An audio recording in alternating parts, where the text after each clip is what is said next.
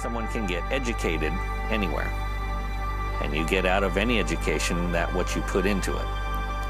But to get a Christian education, to understand the principles of our faith and of the Bible and the truth that it holds, that is key. Adventist education is extremely important because it helps to build a foundation of children in understanding their relationship with Jesus Christ. I sat down at by the computer one day here at the West Campus, and I just started typing, and I wasn't sure what I was supposed to be typing, but I just started typing. And all of a sudden it dawned on me what was going on. I was typing the information that I had in my head about the school. Then I was putting in dates that I could remember, and I was looking up dates that I didn't remember, putting it all together, and all of a sudden it dawned on me that we have been offering schooling and an education and leading generations to Jesus through our school for 50 years. I'm Debbie Kinsman Hiddle. I'm from Los Angeles, California, but I grew up here in Florida, born in Miami, and came to Newport Richey when I was just 4. It was really exciting back in 1966 when I was part of this small group of 24 to start the Newport Richey Seventh-day Adventist Church. Aunt Linny, my great aunt, we lived together with her. She was like a grandma to me. And she was a really important part in that she donated the land for the church, and then later the school was built on that land. The groundbreaking for the school was just 1 year later. So we found the Newport Richey Seventh-day Adventist Church on Gulf Drive.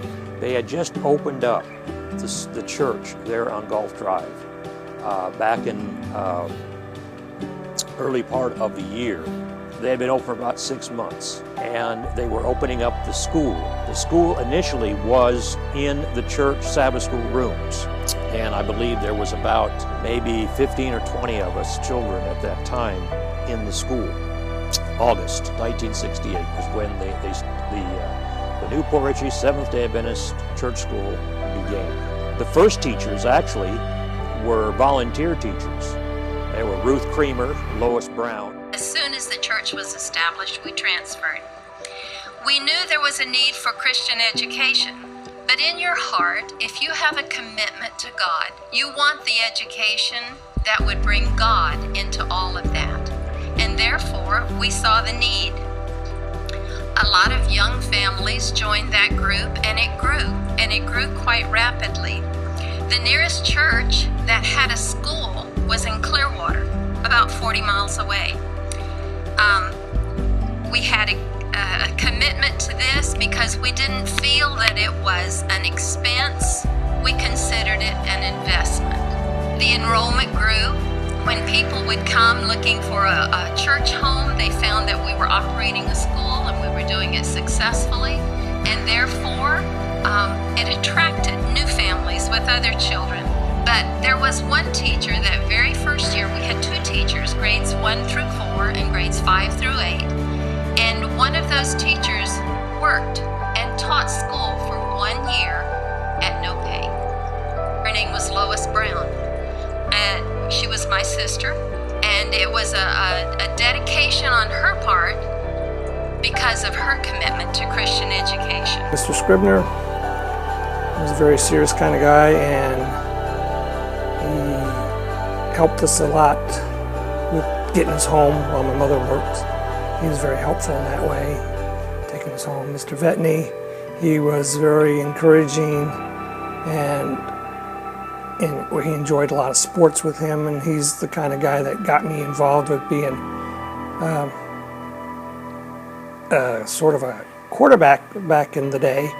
And me and my best friend Russell Founds were the duo that was always making touchdowns and always on the same team and getting the other teams to try to get us. But we always got them. And since then I haven't played quarterback since, except for with Isaac at home. Well, Vinny started the school, and it was in the daycare building, what we call school now. And it was back when Lori Hudak was her teacher. When I was in school here, we just had the 2 classrooms and a multi-purpose room, and then the breezeway that we would play racquetball in whenever it rained, or dodgeball. Then as the school expanded and grew, they enclosed the breezeway and added some additional rooms. Yeah, you can see where the brick changes colors. The color change was the breezeway. And I can remember Don Holland laying the bricks. We had the little, I don't know what you call it, the little tool that takes the grout out between the bricks, and I can remember him doing that. The school, as I recall, ended up in the church because enrollment in the daycare had gotten so large and the school had unfortunately shrunk some that it made more sense for them to trade spots. The building behind me was built because there was felt to be a need. At that point, our school was inside the church building, sharing rooms with the Sabbath school rooms. And as with daycare, there had been a little bit of friction of Sabbath schools and schoolrooms having to break down at the end of the week or set up early on Saturday morning. It was felt that if we had a separate building again for the school, that would help it to grow some more. That would help to gain some momentum and getting things moving along and expand the program. So there was a large push right around, I'll say it was right around 2000, 2001. The bulk of it was handled by Kramer's Construction Company. That was run by some church members, Ruth and Walter Kramer at the time. They gave one of the best bids and they were selected. They had done work for the church before. As I believe I remember hearing, I think they built the existing church and the old school building. I believe they both had a hand in both of those buildings, as I recall. We wanted her to be in an Adventist school because, you know, the environment would be much better.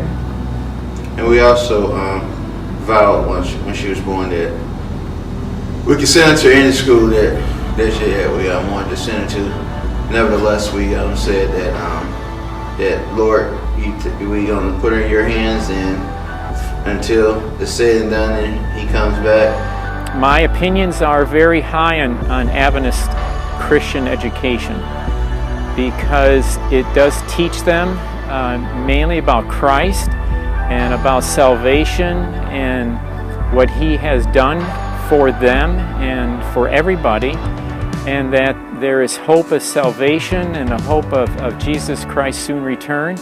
And I also believe that our schools prepares our children for life, for their career, and it helps them to choose what they're talented in, that they can use later on in life, and that they can mix with what secular things they've learned with spiritual things, and that they go hand in hand. We have also added a second building to our facility whereby we have broken into early grades pre-K to 2 and upper grades 3 through 8.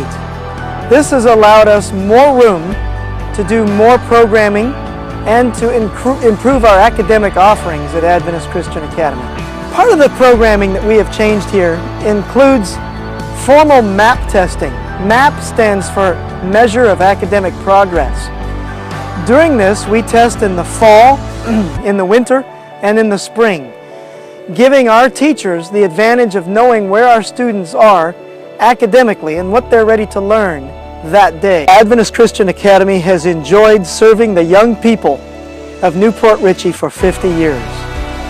With God's blessing, we will be here for another 50 years, or at least until the Lord's return, allowing all the youth that want a Christ-centered education to have a safe and fun and highly academic learning environment where they are free to focus on learning while putting Christ and His principles at the core of their life.